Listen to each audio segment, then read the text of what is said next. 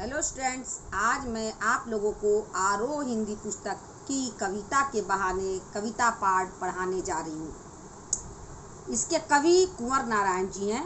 आप लोग अपनी पुस्तक खोल लें ताकि अच्छी तरह से समझ में आ सके।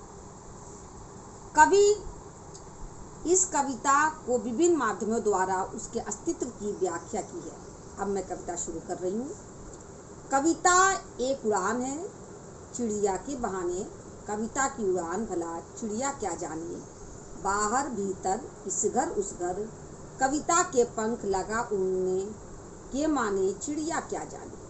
प्रस्तुत पंक्तियों में कवि चिड़िया के उड़ान के माध्यम से यह बताना चाहते हैं कि कविता चिड़िया की उड़ान की तरह होती है। इसे चिड़िया से कोई वास्ता नहीं होता।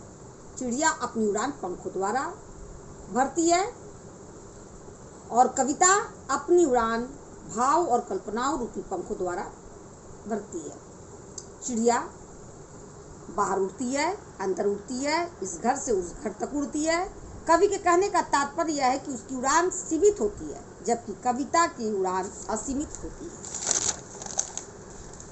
कविता एक खिलना है फूलों के बहाने, कविता का खिलना भला फूल क्या जाने, बाहर भीतर इस घर उस घर, बिना मुरझाए महकने को माने फूल क्या जाने।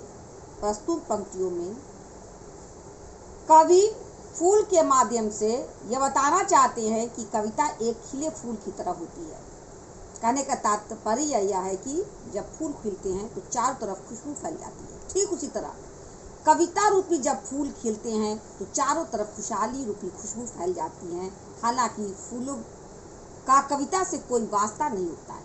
कवि कहते हैं फूल बाहर खिलते हैं, अंदर खिलते हैं, एक घर से दूसरे घर में खिलते हैं और खुशबू फैलाते हैं, मगर उनके खिलने का एक सीमा होता है और वे मुरझा जाते हैं, यानी उनकी खुशबू भी खत्म हो जाती है। मगर फूल रूपी कविता खिलती है और खुशहाली रूपी खुशबू फैलाती है, पर मुरझाती नहीं है, क्योंकि इसकी कोई सीमा नहीं होती है, यह फैलती ही चली जाती है।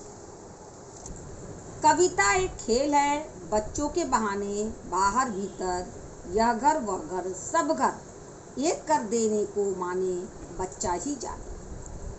प्रस्तुत पंक्ति में कवि बच्चों के खेल के माध्यम से यह बताना चाहते हैं कि कविता एक खेल की तरह होती है जो चंचल निश्चल भेदभाव से रहित होती है, जिसे बच्चे बखूबी निभाता है।